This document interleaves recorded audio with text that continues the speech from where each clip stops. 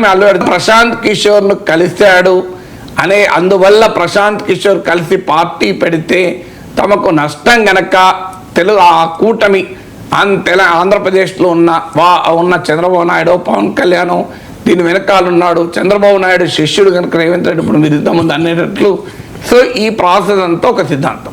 రెండో సిద్ధాంతం ఉంది, జగన్మోహన్ రెడ్డి రైతు దీక్షలు చేస్తున్నాడు కనుక ఆ దృష్టిని మళ్లించడానికి అనే ఈ పని చేస్తున్నాడు, డైవర్షన్ పాలిటిక్స్ అని.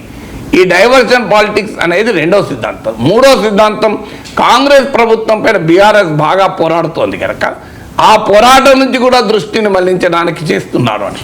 నాలుగో సిద్ధాంతం, మోహన్ బాబు కుటుంబ పంచాయతీ మీడియాలో సంచలనం అవుతున్న సమయంలో మోహన్ బాబును కూడా అరెస్ట్ చేయలేదు కదా, మరి అందుకే ఇక్కడ మోహన్ బాబు ఎపిసోడ్ నుంచి దృష్టి మళ్లించడానికి అల్లు అర్జున్ అరెస్ట్ చేశారనేది ఐదో సిద్ధాంతం.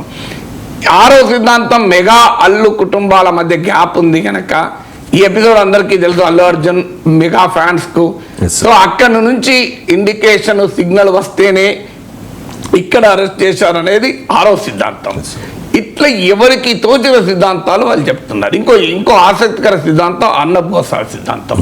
ఈయన సిద్ధాంతం ఏంటంటే పుష్ప 2 హిందూ మతానికి అనుకూలంగా ఉంది. హిందూ మతానికి అనుకూలంగా ఉన్న దేన్ని సోనియా గాంధీ సహించదు.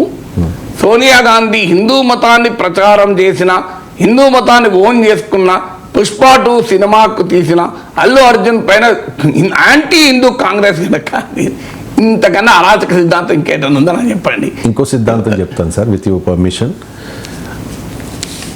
పుష్ప 2 సక్సెస్ మీట్లో అందరికీ థ్యాంక్స్ చెప్పారు sir Allu Arjun. AP CM Chandrababu Naidu గారికి, AP deputy CM Pawan Kalyan గారికి, అండ్ థ్యాంక్ యూ కళ్యాణ్ బాబాయ్ అని కూడా ఆయన థ్యాంక్స్ చెప్పారు పవన్ కళ్యాణ్ గారికి. కానీ తెలంగాణ ముఖ్యమంత్రి పేరు పలకడంలో ఆయన తడబడ్డారట.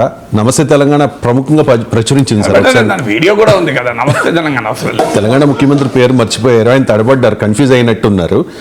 రేవంత్ రెడ్డి పేరు తెలియంది కాదు, ఎందుకంటే వాళ్ళ మిస్సెస్ కూడా స్నేహారెడ్డి కాబట్టి, వాళ్ళ మామయ్య గారు కూడా ఫేమస్ కాబట్టి.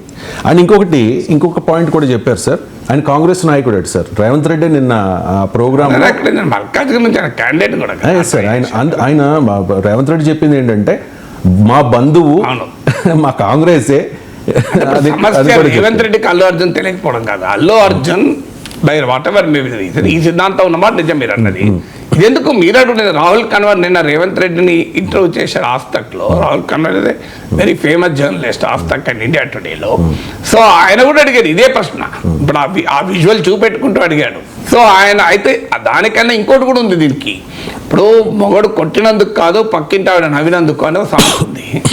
సో ఇక్కడ అల్లు అర్జున్ అన్న దీన్ని కేటీఆర్ ఉపయోగించుకున్నాడు. ఈ రేవంత్ రెడ్డి అన్పాపులర్ ఎవరికి ఏం తెలియదునా, చూడండి అల్లు అర్జున్ తానే బెనిఫిషియర్లకు పర్మిషన్ ఇచ్చాడు, తానే టికెట్ పెంచుకోవడానికి పర్మిషన్ ఇచ్చాడు. అయినా ముఖ్యమంత్రి తెలియదు అల్లు అర్జున్. కానీ అల్లు అర్జున్ ఎపిసోడ్ కేటీఆర్ ఉపయోగించుకున్నారని కూడా ఇప్పుడు నిన్న రాహుల్ ఖాన్ అది కూడా అడిగాడు, మీ ప్రత్యర్థులు కూడా దీన్ని ఉపయోగించుకున్నారు అని మీకు కోపం ఉంది అని. సో ఆ కోపము ఉందా లేదా అది రేవంత్ రెడ్డిని రేవంత్ రెడ్డి చెప్పాలి. కానీ రేవంత్ రెడ్డి ఓపెన్గా చెప్పేది దానికి ఏమీ సంబంధం లేదు అని.